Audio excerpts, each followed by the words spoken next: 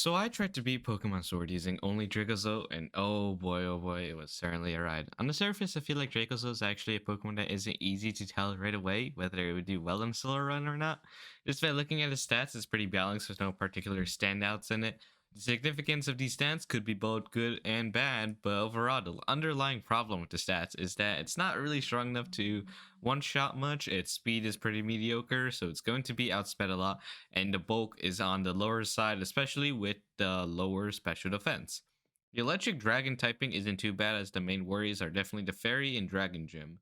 And since we are playing on Pokemon Sword, we do not have to worry about the ice gym, since in this game it's replaced with the rock gym. For ability wise, we actually have a bunch of choices being Volt Absorb, Hustle, and Sand Rush. However, going down the list, Volt Absorb isn't really necessary because the chances of us actually utilizing it is low. And even if we were hit by an electric move, it would do minimal damage as we quad resist. Hustle is just troll and way too much of a risk to take. Therefore, in the end, I decided to go with Sand Rush, which is actually quite beneficial since we want a way to make ourselves faster in battles. And with Dynamax Ancient Power, along with the gym leader's Rock type Dynamax moves, we find ourselves multiple applications of this ability. Nature wise, I actually decided to go with Lonely, which is plus attack minus defense.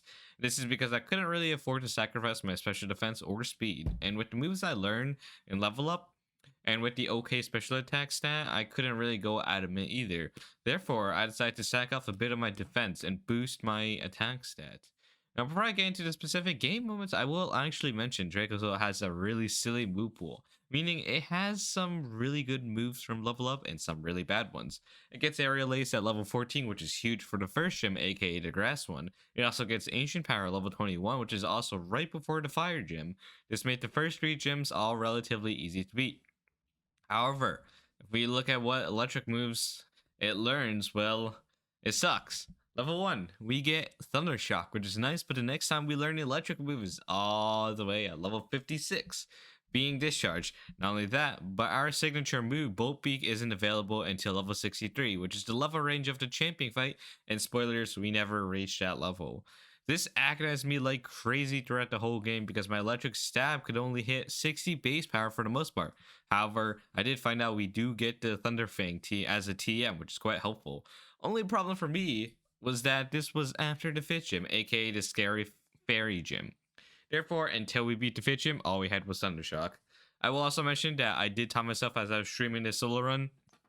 Therefore, I did try and play relatively fast without removing battle animations, and with using a shiny Pokemon. This just means I skipped some trainers and utilized the very broken X items of the game. These X items honestly were the reason I was even able to beat some of the impossible fights. So now going to specific battles, I will talk about the main important ones, but I am going to leave out Hop and Marnet because they weren't particularly impactful during this solo run. They gave a few slight challenges, but nothing really worth noting. So like I explained earlier, first gym was very simple with Aerial Ace, was about to take out the Eldegoss and beat the gym within 2 hours, which was nice. Second gym was just a simple Thunder Shock. Third gym, the gym challenge was hell because I learned you do not get any points for letting the other trainer steal the kill. And since I was trying to conserve Ancient Power PP, I just didn't have a lot of firepower. However, I beat the gym leader quite easily using one X special attack to make sure I beat everything using 5 or less Ancient Powers. By Dynamaxing on the Arcanine, I could make sure my Sand was up before Santa Scourge came out for an easy one-shot. I did forget to mention this earlier, but the first time I went into the wild area, I actually found leftovers, which meant slower gameplay, but also nice sustained healing every turn, which actually saved me in a lot of fights with the big hitters and rolls. Ah! And the scent Sizzlipede is helping me out. Thank you.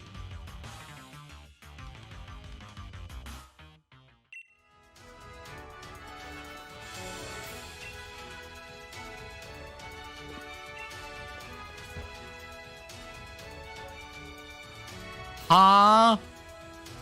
What do you mean 2 more points? I've been fighting these guys for like 20 fucking years. Nah, man, I've already killed 5 of them.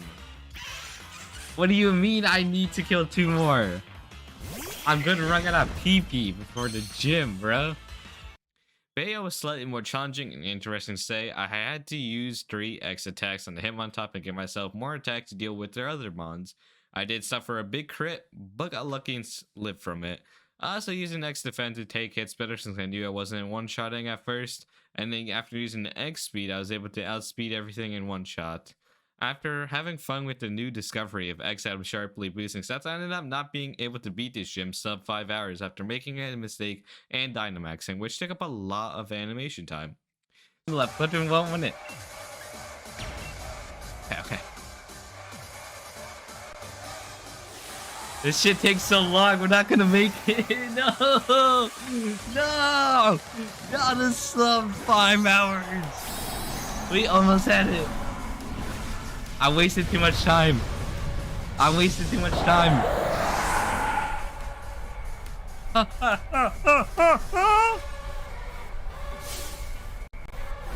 Dude, this Dynamax animation takes a minute by itself.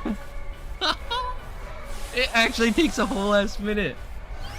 Just for both Pokemon. I should have Dynamaxed. Well, I should have Dynamaxed. Damn. Oh, that's on me. I should have Dynamaxed. No, being racist is part of me. I can't not be racist. Fuck, I should have Dynamaxed. No!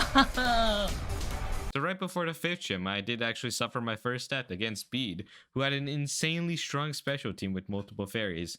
I had to use an X special defense in order to actually beat him. However, after that, I died again to one of the gym trainers with their powerful fairies. So after these unfortunate deaths, I decided to use the godly, almighty powers of drugs, aka X items, to brute force my way through the gym leaders and against Opal, whose first Pokemon, aka Galarian Weezing, was very weak, only having Fairy Wind as its only fairy move. There's so little damage.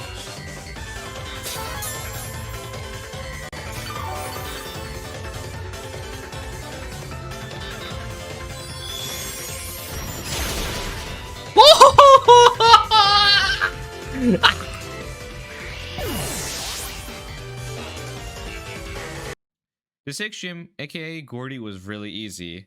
I was able to beat this without X items, and the only notable thing was probably the Colossal, but its Gigantamax move wasn't actually enough to be too threatening. Pierce wasn't particularly too challenging, but because I was mainly a physical attacker, the Obstagoon ended up being a huge pain, making this fight take way longer than it should have. I had to use a bunch of X defense because every time I tried to bait out and obstruct, it would not go for it, but whenever I did attack it, it would use it. Eventually, I was able to beat him with around 3 PP left in total. I don't know how healthy that is. You know what? Screw it, this guy's not going for obstruct. But I know as soon as I actually try and attack it, it's gonna go for it. Watch. I see. I told you. Oh my god, dude! It just predicts me. Now here's when things start getting more intense and annoying. My next stat happened in Raihang's gym, but not even against him, but rather one of the gym trainers. The one with Turtonator and Ninetales was actually just a big issue. With me not having any special moves other than Ancient Power, I had to focus on the Ninetales. However, by the time I beat the Ninetales, my health was too low and ended up dying to a Dragon Pulse. After losing, though, one of my viewers did let me know that I was able to learn Draco Meteor before the 8th gym, which ended up being the most crucial move. Anyways, next to the fight against Raihan. So the obvious strat here was to Dragon Tail to Flygon turn 1 and hope it brings out Duraludon. I couldn't have my attack lowered too much, and being able to take down Duraludon early would be really important to winning the fight. So I was able to take out G-Max Duraludon quite easily with some Dynamax Dracos. However, once Duraludon was down, I realized a big threat I was ignoring before, aka Sandaconda. Apparently Earth Power really hurts, so I ended up trying to PP stall until I was crit and lost. After some repeated trial and error, I finally figured out the right strategy after a couple of tries. Basically, we had to go back to the good old cheesing X item strat, but utilize the Clobbopus to buff the Dracozolt up rather than go for bulk up this time. Some may criticize me for this, but honestly, after so many tries, it really felt like my best option. But yeah, boosting both my defenses and then some attack stats, I was able to drop some big Dracos and take everything out without an issue. Let's just say that beating Raihan took a lot longer than expected. To specify, 1 hour. Now, moving on to the chase depletion. No! He got a crit! Oh my god, I got left on 1 HP, but the Gigalith just kills. Bro, that's crazy! Champion Cup. Marnie was a pretty simple win. I used an X defend first turn to make sure Grimstar wasn't going to be a big threat. With the addition of Break and Sway, Pop was once again an irrelevant element. Olina was a bit more annoying than usual because Frostless bombarded me with Confused Ray and Will-O-Wisp, while Salazo kept poisoning me, and Sarina kept drop kicking me, reducing my attack to nothing.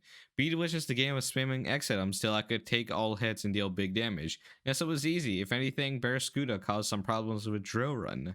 I tried to beat Bea without X items, and it was going fine with me, just alternating between Break and Swipe healing and Aerial Ace. However, Graplock forced me to use an X item after I got Octo locked. For Raihong, I just slapped on Draco Meteor and did some funny X special drug boosting. Flagon helped me out by setting up Sand, allowing me to outspeed and kill without being outsped.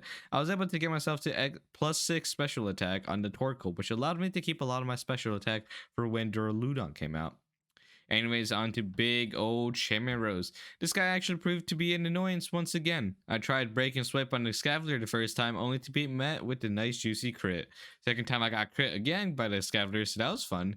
Third time was a charm though, as I spammed X items again once and finally won. After a nice lengthy fight with Eternatus, we finally reached the end of our journey. Champion Leon. This fight wasn't something I could win without X items. Dragapult was just sitting in the back menacingly along with Mr. Rhyme and Aegislash, dealing big damage.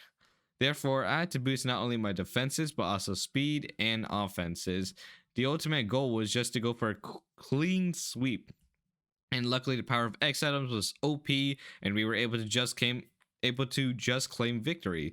But yeah, the total time to beat the game was 13 hours, 8 minutes, and 57 seconds, and I died a total of 9 times. I am keeping track of these stats, so in the future when I do more solo runs of Sword and Shield, I can compare the results.